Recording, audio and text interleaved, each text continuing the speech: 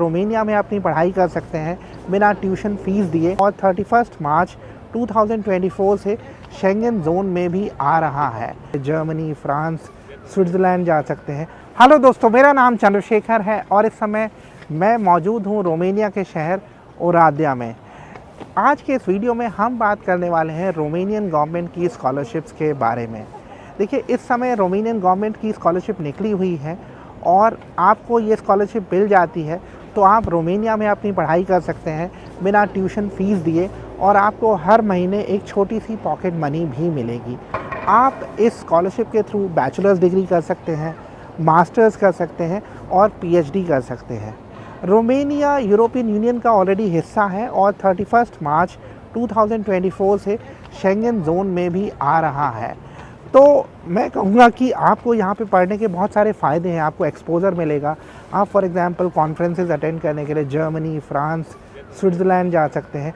अब अगर हम बात करते हैं स्कॉलरशिप की, तो बैचलर डिग्री जो है वो आम तौर पे 3 साल से लेके 4 या 5 साल की होती है। अब इसमें क्या होगा, अगर आप बैचलर्स या मास्टर्स करने के लिए आते हैं तो पहला साल प्रिपरेटरी होगा जिसमें आपको स्कॉलरशिप तो मिलेगी लेकिन आपको रोमानियन भाषा सीखनी पड़ेगी। ऐसे ही आपका जो पढ़ाई है वो फर्स्ट ईयर के बाद रोमानियन भाषा में होगी, तो आप एक भाषा नहीं सीख पाएंगे। ये कहा जाता है, मैं आर्टिकल्स पढ़ रहा था, कि अगर आप अंग्रेज़ी जानते हैं तो जो रोमानियन भाषा है वो ईज़ीएस्ट भाषाओं में से एक है सीखने के लिए। अब रोमानिया में अपॉर्चुनिटीज़ बहुत सारी हैं क्योंकि यहाँ की पॉपुलेशन डिक्लाइन हो रही है, तो यहाँ पे जॉब्स भी अवेलेबल हैं, स्किल्ड वर्कर्स के लिए भी, अनस्किल्ड वर्कर्स के लिए भी।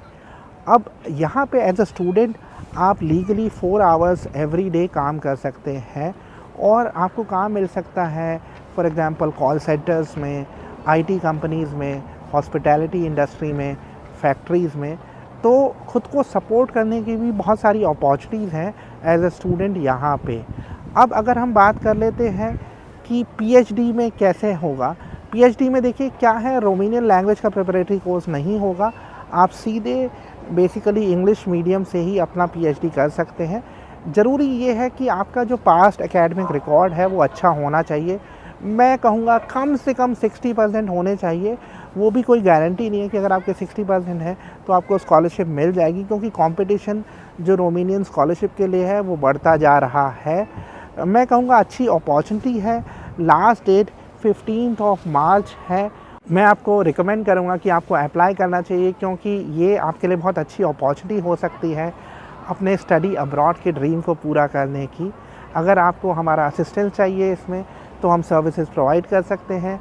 मैं डिस्क्रिप्शन में लिंक भी दे रहा हूँ ऑफिशियल गवर्नमेंट का, जिसके थ्रू आप स्कॉलरशिप को खुद भी अप्लाई कर सकते हैं। आज के वीडियो में इतना ही। मैं जाते हुए आपसे रिक्वेस्ट करूँगा कि आप हमारे यूट्यूब चैनल को सब्सक्राइब कर लीजिए।